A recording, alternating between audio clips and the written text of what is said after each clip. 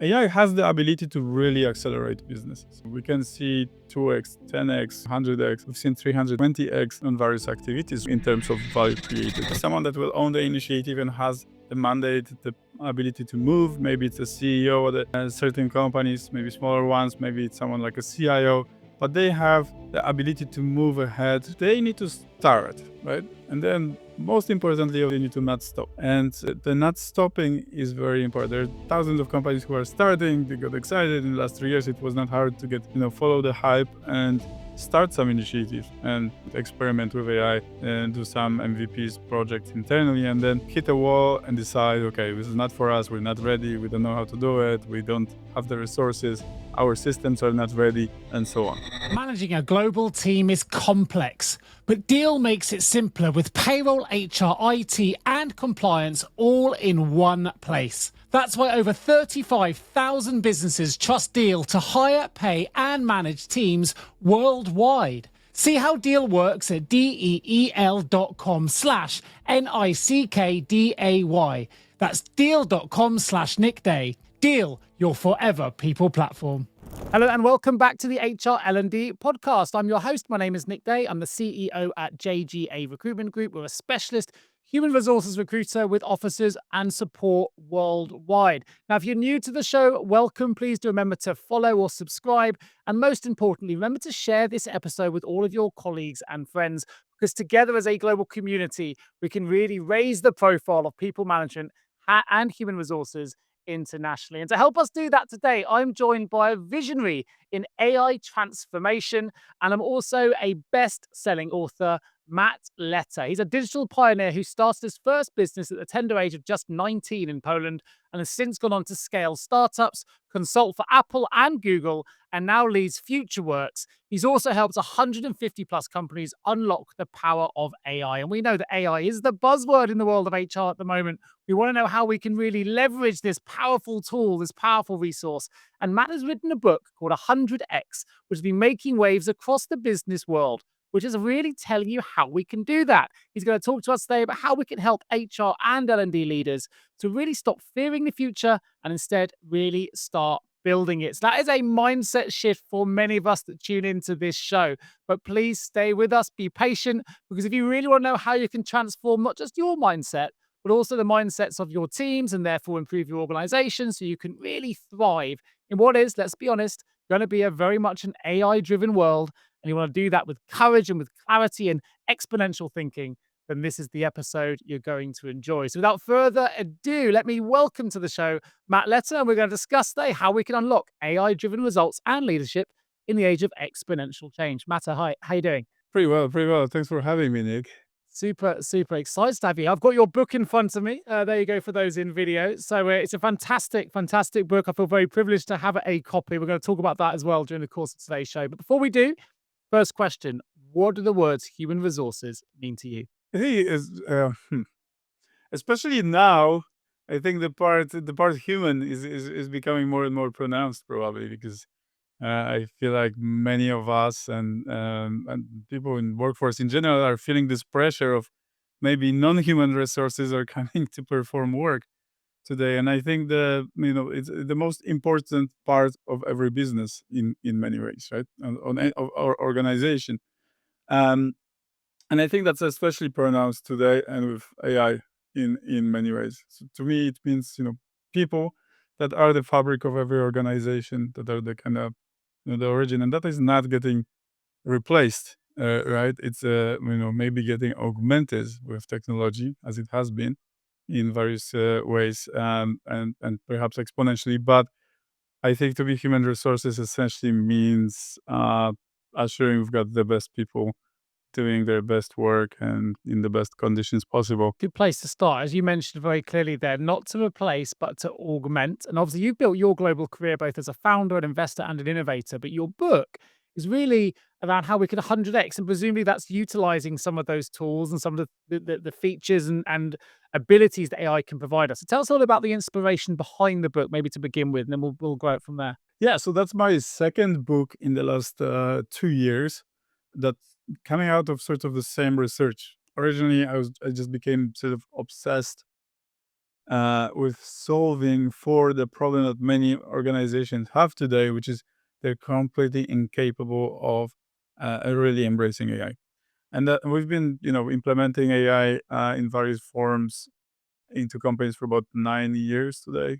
And over time, I noticed that, it's quite hard to implement various systems for technological issues, or what would that be? But it's only with Gen AI that we found that really there seems to be something else. There seems to be another reason beyond just technology not performing, let's say hallucinations, or what would that be, technicalities of the technology, that it's not getting adopted and it's not driving the ROI that companies want. And so I went on to this kind of research. I've just asked a lot of people, primarily executives from US companies, as small as 50 people and as big as 250,000 people.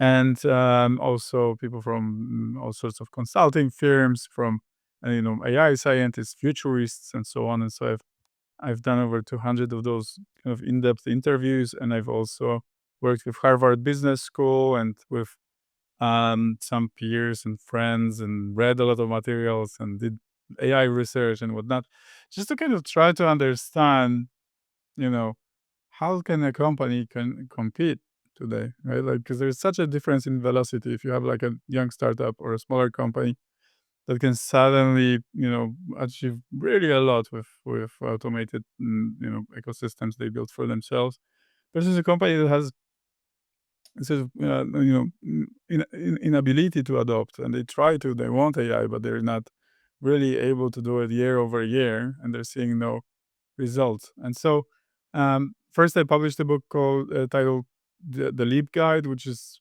a sort of a pragmatic guide to put our company in a sort of transformation track that would allow our people to believe that they are part of the solution, open up to AI, and actually start embracing it and kind of like feel like everyone's an innovator at the company, right?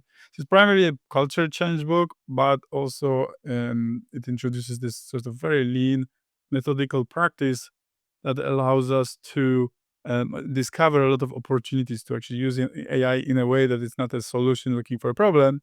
Every business is bombarded by thousands of different AI startups and companies trying to sell them agents and workflows and whatnot. But most of those things are, just solutions looking for a problem and trying to meet their, revenue goals.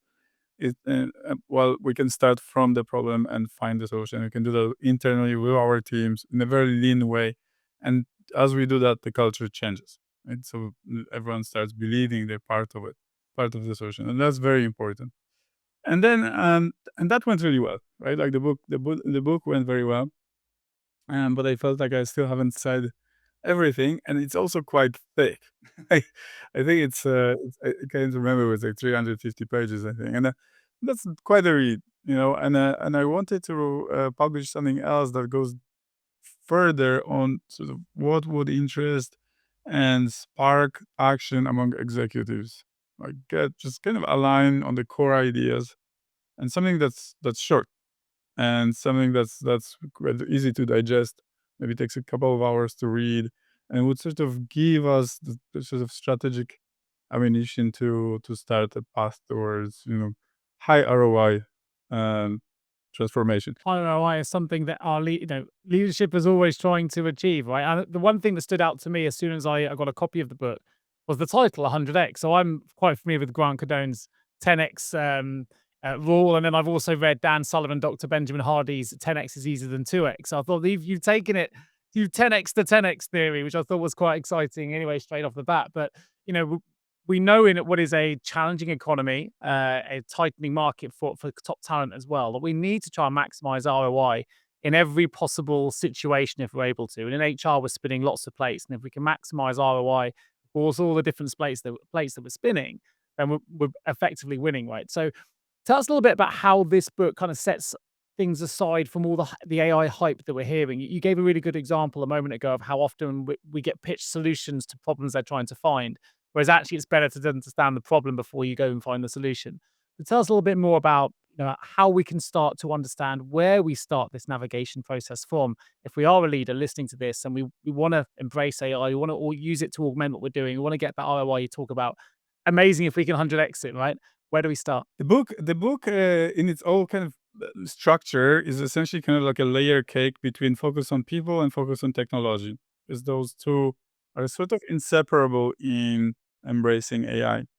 And I think, to put it simply, AI can AI has the ability to really accelerate businesses. Like, we can see 2x, 10x, 100x. We've seen 320x, on various activities, right? When in terms of value created out of value put into an activity or transformation. But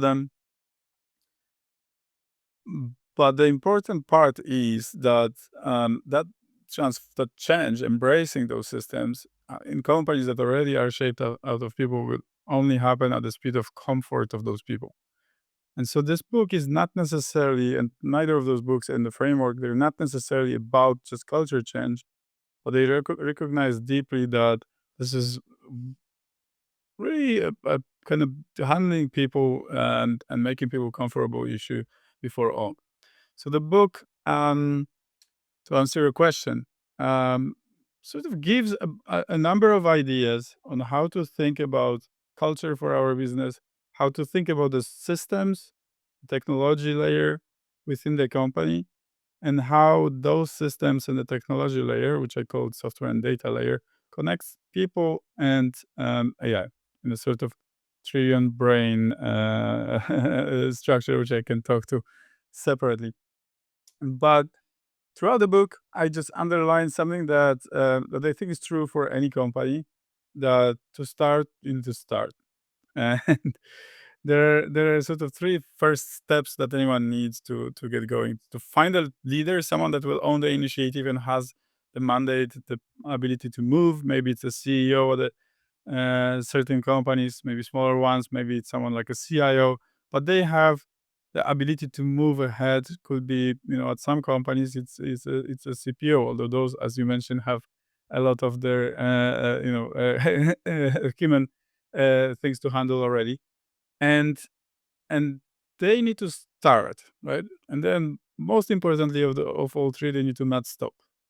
And the not stopping is very important. There are thousands of companies who are starting. They got excited in the last 3 years. It was not hard to get, follow the hype and start some initiative and experiment with AI and do some MVPs projects internally, and then hit a wall and decide, okay, this is not for us. We're not ready. We don't know how to do it. We don't have the resources.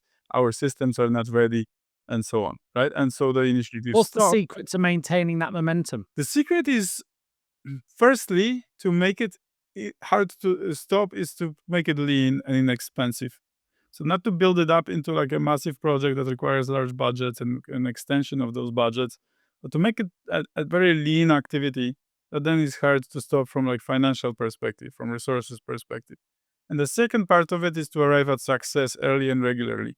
So not make it like a 2-year project that maybe at the end will see some return, but more so a project that arrives at, not 100x and not even a 2x, maybe at 1.1x within 3 months.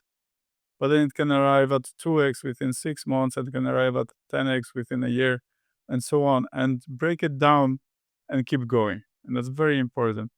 And it helps to source the problem that can be solved, or some a space where value can be unlocked internally, and then work with that to to achieve this early success.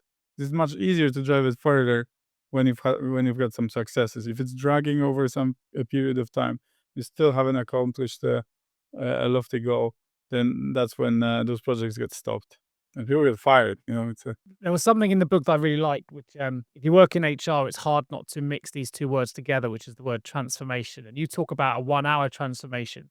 Tell us what that is exactly and how it can help HR leaders to, I guess, adopt to AI faster or adapt to AI faster? Because it's interesting to think of a 1 hour transformation. And I think that's something that actually could be really useful to our listeners to be able to grasp the concepts of that, and they can maybe take that into their own businesses. Yeah, the best thing about 1 hour per week is it's very easy to start and very hard to stop, right? So that's, I would say, that not stopping is more important than many other factors, like what technology you choose, how knowledgeable you are in the beginning, how ready you feel, how big are the budgets and stuff like that. That's all secondary to basically not stopping. Like if you don't stop and keep going, keep discovering opportunities, keep building those out, you will eventually compound an effect where this drives real massive change. And that happened over and over and over with companies that used this framework, which we call LEAP. And that has 4 steps. And it's a kind of a cycle that repeats quarterly. You start on a 12-week program. And for the first 5 weeks, you do L, which is locate. You find opportunities to innovate with AI or anything really. It doesn't have to be with AI. But it really helps get people moving, gets their juices flowing. People start thinking, okay, how can they change things? You only need 5 of those people per group on average, by the way, and we can have many groups running at the same time. And then after that, you do evaluate. You find we kind of distill and organize those. And I present the whole framework to do it very effectively. It's really easy to get bogged down in selecting what is best for us and spend weeks discussing things. But I present a set of tools to do it just in 1 week, in one meeting, ideally. And then there's action planning, which is kind of like development of approach to a winning idea. And then after that, I call it progress, which includes some prototyping and so on, but really it's driving it forward in order to reach approval for the project to happen. So budgeting, preparation of proposal, there's already a proof of concept, and that becomes easy to approve internally. And then ideally that repeats. And over time, that does one thing is it generates a lot of ideas. Every leap usually generates about 25 different opportunities that are fully documented. You can have multiple at a bigger company. You can have multiple running at the same time. They're all very lean because it's just 1 hour per person per week. So it's very hard for everyone to say they didn't have 1 hour. And so they just keep creating too many opportunities. It's too much data, too much information for people to handle. But luckily, there's not too much for AI and for databases to take in. And that really creates like an incredible resource and a database of knowledge of the needs of our teams. And that then can be used to drive further improvement, shape internal products, platforms, whatever. It just gathers a lot of information. And then some of those initiatives are actually developed into solutions. So that's one part. And the second part is everyone, is invited for this journey where they bring ideas and then refine the ideas together, discuss those items. And so they switch from the mindset of like, this is not my problem. I'm not in the AI department at our company to like, oh, okay, I'm being heard and my solution, my problems are being seen and maybe AI can help me solve them. I'm actually getting excited for AI, right? And people who are generally just not so excited for innovation, which is most people at our companies, like no one really likes change. They take a few weeks to warm up to it, but by like week 4, you start seeing that everyone starts participating, and it's great to see. And then they want to continue, and they keep bringing ideas, and everyone's on the same page. So I'll stop here. HR leaders. I'm Nick Day, host of this podcast, but also founder of JGA Recruitment Group. And here's what I hear every week from top HR leaders. They say, Nick, we can't find the talent. It's our biggest challenge. And when we do, we can't retain them. Well, that's where we come in. At JGA, we specialize in HR recruitment and only HR recruitment.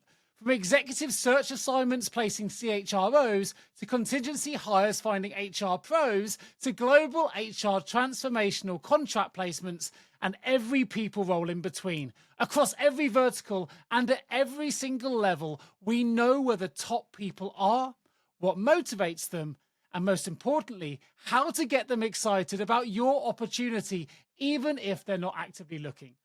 With engagement rates over 90%, we don't rely on job boards. We rely on relationships. We place fast, we place right, and we do it in a way that reflects your brand, your values, and your goals. So if you're building a strategic HR function, please don't leave it to chance. Visit jjrecruitment.com or reach out to me directly and let's build the future of work together.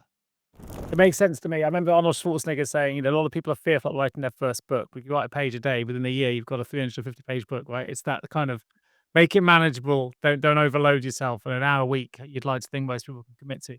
You mentioned when we talked about right at the start, what does human resources mean to you? You talked about how AI is going to augment and not replace jobs. This is something that I still think we need to do further work in relation to that reframing for leaders. There's still a lot of fear around AI. There's a lot of excitement as well, and we don't quite know where to get started with it. But at the same time, there's a fear. It's a challenging economic climate. It's a challenge workplace climate at the moment. So how can we help? Well, how can I, if I ask you to help leaders reframe their approach to AI so they start to partner with it, perhaps, so they can work with it better? How can we start that reframing process? What would you say? Yeah, I think the fear itself is a very interesting aspect. There is a we've over the years we've seen it in so many shapes, and so I would say most, maybe 80% of people, even at the most kind of forward and tech companies, most people kind of don't want AI to happen. Like inherently, they kind of don't want it. Like they can might not be admitting it, but they will like subconsciously sabotage things, right? And then to some degree, because I think it does make us uneasy, you know, thinking we are working, putting our work towards potentially getting replaced. Like maybe that's gonna be doing our job, right? But the truth is that what we've seen so far, at least, is some people do need to be replaced. That's maybe it's a Pareto sort of. I don't have the exact data, right? But just empirically from our experience, maybe it's a Pareto distribution where like, around 20% feel like they will probably not get bought into AI, right? They just reject it. They think work should be done by people. This is the right way. This is not why they studied. They don't want the helper. They maybe are not people who are generally not great at delegation to other people as well. But they just reject it. I don't know if this can be trained around. I think those people might need to be changed at many companies. Like I think Microsoft did recently. In order to accelerate with AI, they had big layoffs, and I think that my bet is that that was kind of driven culturally, and they've indicated people who are not necessarily bought into that. But then everyone else, that can be can be upskilled, can learn, can be excited for it, and they can really enjoy it. And as they become more familiar and more comfortable, again, like that, it only happens at speed of comfort. If you can increase comfort of people working with AI and in the workplace, then you can largely increase the speed of transformation. So if they feel like if this is fun and they're relatively safe and they're not going to be replaced by it, but they're going to do more work. If they do more work, maybe they're going to participate in rewards. Maybe their bonuses are higher because the overall efficiency of department and company is higher. Therefore, they can have incentives, and their bonus pool can increase and so on. We need to start thinking and developing those models. Like at our company, for example, we have a very large bonus pool that where the better the company does, the more people make. Like I think by next year, people working for us will be making more money than basically for any other company in of our size in our space. But we will at the same time still have pretty good margins because we have internal AI systems that augment everyone's work daily, right? And with whatever they're doing. I think there's the other angle as well, where it's not just about bigger bonus pools. It's also about better work-life balance. A lot of people are burnt. There's a lot of burnout at the minute where they're overworked. And actually, if you can use AI intelligently, you can maybe get some of that work-life balance. Of course, you've got two options. You can get more work done or more out. You can increase your output, which is great, and increase your bonus, or you can sustain your output and almost get a bit of work-life balance back, which I think will be a sign from it. I think eventually we'll arrive there, but at least from what I see right now, we're kind of like in a time it's a bit of like survival of the fittest. The economy is shaky. Money is not so easy to change hands in many conditions. People are worried about their jobs. I think right now we're seeing the opposite effect. Is that if people actually are working more in order to upskill, in order to keep up, in order to be there and be a part of this workforce that uses AI and becomes more valuable because of that. And I think this will change with time.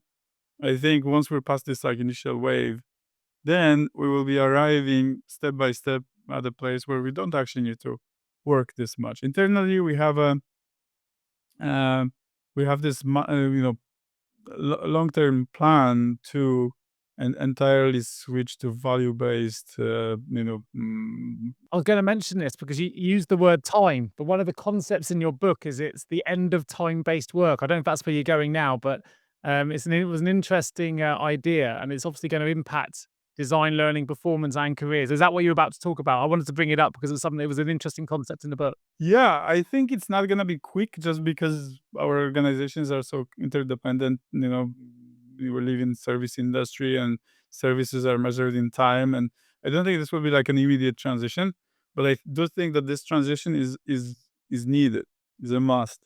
'Cause even today, the difference between what one person can accomplish and another with using the right tools can be a difference between 30 days and 1 hour. And that's already today, right? And we see that internally. I mean, there are things that we can do internally just because we've built our, we call it mechanism, which is like a platform that runs within the company. It can augment work, speed up things a lot, far more than 10x, right, in many cases. And it's not even mature, right? Like we've been working on it for 2 years and building it, and it's quite powerful, but it's not where it will be in a year. It's also like auto-poetic in a way that like it's a system that through becoming better can improve itself and increase velocity as it goes. And so we already have struggled with this. Like 2 years ago, we already had problems where like we have a retainer, as anyone would, uh, best business model in the past, right?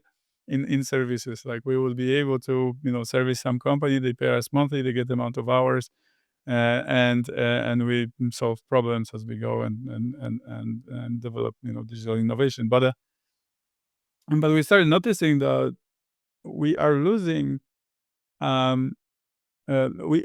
are if we don't use the time, then we would we would roll over to the next period, and then we would refund essentially. But we started noticing that we are delivering all the work, the client is happy, but the time spent is going down, right? And so we needed to already address it and start changing our model. Almost invoice based on projects completed rather than the time it takes, right? Or changing that, as you say, that value output. It's like a delicate dance, and I think this will be a delicate dance for every HR department as well. It's like, how can we switch? We still need compatibility with procurement, with clients who are kind of still expecting to pay for time. But what if we can deliver something that would previously take a year in 1 month, right? Does it mean that we're gonna charge less than a tenth? And so it's actually a value add if we can do it faster and they see results earlier. That should actually be more expensive than the work done over a year, right? If it's the same kind of quality. It would But be interesting to see how customer services changed. It may not be for the better because you'd get a lot more competitiveness. But let's say you go to a supermarket checkout and you were paid based on how many customers you served instead of how long you worked for, whether you'd see a real drive in getting those things working a bit quicker, or if you're in I don't know, a coffee house and it's based on customers served or money taken or whatever, how that would change the dynamic within those businesses. You'd end up with a little bit more competitiveness to get onto the cash point, of course, and you're probably maybe rushing things down the aisle. You can see it turning. You have to be some parameters there, but it'd be interesting to see where the customer service goes up. Well, lines. Yeah, yeah, yeah. I like where you're going with this. Like, yeah, I think that's a really good metaphor. In essence, that's what it is. And you know, um, of course, you can have a robot that helps do checkout and does it really I fast. just know as a customer, one of my frustrations is when you've got big queues by 2 checkouts and 3 of them are closed. That's something that would instantly change the model if you were paid on how many customers you serve. They'd all be open. They'd all be open. They'd be fine to get onto the checkout. Yeah. It's a matter of incentives, but as it often is, right? Like if you like, I also talk about this in the book, both of them actually. Incentive structure. Thinking about incentive structures, values, right? Or thinking our values. Like for example, for us, we saw a big change when we introduced a value, which is a ridiculously sounding value, or was when we did that, which is AI native. And but that helped us start aligning who we hire, what do we work towards, how do we assess our talent, by simply introducing a value titled AI native. And I highly recommend doing some exercises like that because, again, adoption of AI is beneficial to our businesses, right? Living, whether it is replaces people or not, it is beneficial to our businesses. Like as leaders, we typically want it because for the simple reason we will not be able to compete with others in the market if they embrace it. And going back to the fear, the real fear maybe is not so much that like we'll be working with AI, but that our company will go out of business because we failed to embrace it fast enough. It's a fear of what the future might look like, isn't it? Because we end up with a negative bias. So we fear what might be in front of us, what might be in the future, which makes us concerned about adopting it now. We wonder if we're still going to be relevant, if our competitors are going to adopt it quicker. Does that mean we're going to have a company? Does that mean we're going to change the way we offer our services? We've got a human-led approach. Is that going to change? All these unanswered questions create a narrative, create a visual, our imagination and the anxiety, the uncertainty starts to build. So it's interesting. From your perspective, you work with some of the biggest companies in the world, tech companies, Apple, Google, JLL, 150 plus businesses. What's the biggest mistake you've seen? And I'll say HR leaders, but it may be leaders generally, because I know you work with all kinds of leaders across different departments, make when they're trying to innovate with AI. That's a very good question. I think the biggest, I mean, there are so many different moving parts, and generally, I would say, but that's very broad. Generally, architectural issues such as ownership, clear ownership of the initiative that doesn't reside somewhere within a tech department that's lower in the ranks, can basically make it near impossible to embrace AI. And luckily, at all those companies you named, they have the capacity to drive. Like JLL in commercial real estate right now is, I would say, compared to others that we work with for C, stellar on AI, right? Well ahead. So we've been working with them. We started 3 years ago, and they already had some initiatives, but they were more kind of like PR initiatives, not real AI. But today, they're like well ahead. Like if you think of their competition, they're well ahead on their technology platforms, and they were able to realize that, communicate it, and find clear ownership and move on their tech activity. And they still have their own issues as any big company. There's a lot of politics and structural kind of budgets between departments create conflicts and so on. But and I'm generalizing, not just JLL, but I've seen companies who make much larger mistakes, simply not being able to find ownership with enough mandate to push the initiative forward. I think this is the number one point that I name in my books. Without it, there is no chance of success. I say it, I think, in the second book, that the chance of success is 0.0 if you don't have a leader. It will not happen. And so the biggest mistake that we can make as leaders is either delegate it down to someone where it's kind of like a show, innovation theater, some call it.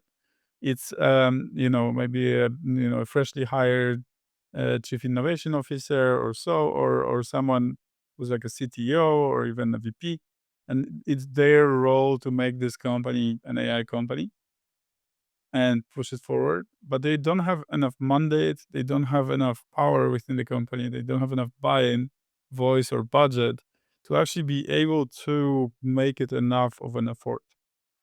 And so I would say that's the biggest mistake. That's kind of like a grave mistake in a way. Because I've seen companies who wanted to do something with AI, 3-4 years ago, and today they still haven't. And we're looking at the competitors. I don't know how are they gonna make it. It feels like right now, like AI's been around for a bit now. I mean, AI's been around since 1950s, I know, but in terms of GPT hitting and the LLMs hitting and all the different sort of solutions, innovations, really, it's the last couple of years we've really seen it proliferate the market, certainly within the world of HR that we're talking about here. But there's a fear as well that they've already missed the boat. But of course, they haven't. Most companies still haven't really adopted yet. There's loads of opportunity here to unlock that AI readiness journey. And that's not just in terms of technology, that's in terms of culture and the upskilling piece you've talked about. So for those that are listening to this who are thinking, actually, you know what, maybe it is time. Maybe they'll get your book, they'll read it and I go, right, I need to take my first step so that I can, start our business, or whether it's actually not just a business, but your own personal journey into the world of AI. What's the first thing what's that first step they could take? What could they do tomorrow when they listen to this show today? Tomorrow they're gonna take that first step. What could they do? Yeah, I wrote 100x specifically for that. To be short, digestible in the show, in kind of like one sitting, you can read that book, and that gives you like the kind of general understanding of what's needed across the different layers between, again, humans and technology, right? And what would need to be done in order to achieve those high results, like actually embrace the power of this technology. And then that book reveals some steps. And with that, I built this platform together with my team at FutureWorks. We built a platform, and there's a lot of free resources. There are like playbooks that have, I think collectively they've got like 200 pages of additional free info.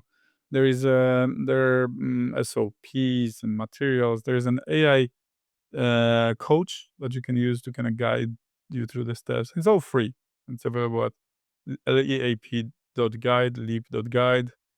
And that's where you can kind of find the books as well. And right now, at least, I don't know if that's gonna be. I don't know when this podcast comes out. It might not be true, but right now, you can get the 100x for free, and just download it from there as well. For those interested in going, it says leap.guide is the URL. The link will be in the episode notes. You can go straight through to the episode notes of the show, rather than if you forget what it is and you can't remember, or you're listening to this on the road and you can't got time to write it down. Go to the show notes. You can find leap.guide, go straight through to FutureWorks, and you can pick up the resources, the free resources, the copies of the books and more at that website. So please do take a look at that as well. Right, Matt, let's open the HR L&D vault. So 3 short, sharp questions for you. The first is this: what's the best piece of a career advice you've ever received that still guides you today? I mean, it's gonna sound very, very altruistic, but it never stop learning. Yeah, that's so important and so true. Hey, you're speaking to learning and development professionals, so they're right on board with that, I'm sure. If you weren't doing what you do today, what would you be doing instead? Sometimes I'm between like kite surfing instructor or a farmer, but uh, maybe both. Yeah, I don't know. If I wasn't, I sort of have like a twofold path in a way right now. So I have the company we solve for implementation of AI, and then I actually have a nonprofit called Future Horizon, where we organize gatherings and we connect people around this idea of symbiosis, so protecting natural environment, but also sort of helping understand and predict maybe the relationship between the human and the machine. So it's kind of like a three. There are 3 sides to it. There's the humanity, there's the nature, and there's the thinking machine, the new thing that's coming. And together with those people, we also fund other nonprofits, raise money for various initiatives. And so I think if I was not doing my business, then I would probably focus more on the community exercise of maybe a bit of kite surfing and a bit of farming. Sounds like you do very, very credible work. So I applaud you for that. And actually, it's not often you get someone who's so immersed in the world of tech and the future of work actually say farmer, which is very much outdoors and probably separate, or kite surfing. Here in where I live in Exmouth in Devon, and we've got some of the best kite surfers in Britain off our coast here. So if ever in this neck of the woods, I'll show you where to go. Um, Last but not least, if what is one book not written by yourself, obviously we're definitely going to promote 100x here today and the Leap Guide as well, but one book, TEDx talk, or resource that you think every HR leader should experience? Let My People Go Surfing by Yvonne Chouinard. You might have heard it before. I haven't, but I'm going to check it out. Sounds good. Excellent book. It has some really good concepts. I mean, it's by the founder of Patagonia. Built, very big company. On a set of principles that he's developed, I believe, since the 60s or so. They're all baked into the book. And I think the second one would be No Rules by Reed Hastings. So that's the founder of Netflix. I think two of those are very interesting books on how to build a culture of high performance, but also a lot of freedom and enjoyment. Very good. Well, I'll probably check out the Patagonia one. It's a brand I respect and enjoy, so I wasn't familiar with the book, so I'll go and check Great that. concept. One of the concepts there is like, you want to make the workplace so good that people skip steps on the way to work. And I've always tried to do that. And when I started my, previous company, which was the goal, it was to build like a global remote only company in 2015. We worked a lot on like understanding how do we make that virtually. How do we do remote workforce feel like they're skipping steps to work. They're so excited to work, even though they never actually enter any office. And so it's been a kind of a great book and a great influence on some of our thinking. Well, I like the idea that vision drives decision, and sometimes it's reading these books that gives you that vision that you can then go and impact yourself in the boardroom and make those changes for the good of everybody. So, look, Matt, it's been a really fascinating talk. For those interested in getting a copy of the book, of course, want to find out more, please do check out the show notes. There'll be a link to both the book and to the website where you can actually get a copy of the book as well, which is leap.guide. Also, do check out, he's also a number one best-selling author of his first book as well, which is the Leap Guide, which you can also get at the same site. So do take a look at that as well. But most importantly, a huge thank you to joining me on to Matt Leta for joining me on the show today. You're, of course, an AI transformation expert. You're an entrepreneur, CEO of FutureWorks. It's been an absolute pleasure bringing some of your book to life for our listeners today. I hope it's helped them on their AI journey. And I wish you every success with your own book and launch and everything else, Matt. So thank you for joining me today on the HR L&D podcast. Thank you so much, Nick. Thanks for having me. Global teams are more connected than ever, but managing payroll, HR, and IT can still feel fragmented. Deel simplifies global work with one platform that keeps everything running smoothly. No compliance guesswork, no third-party payroll, just seamless operations backed by 24/7 expert support. That's why over 35,000 companies trust Deel to handle their global workforce. Visit deel.com/nickday to see how Deel can help. That's DEEL.com/NICKDAY. Deel, your forever people platform.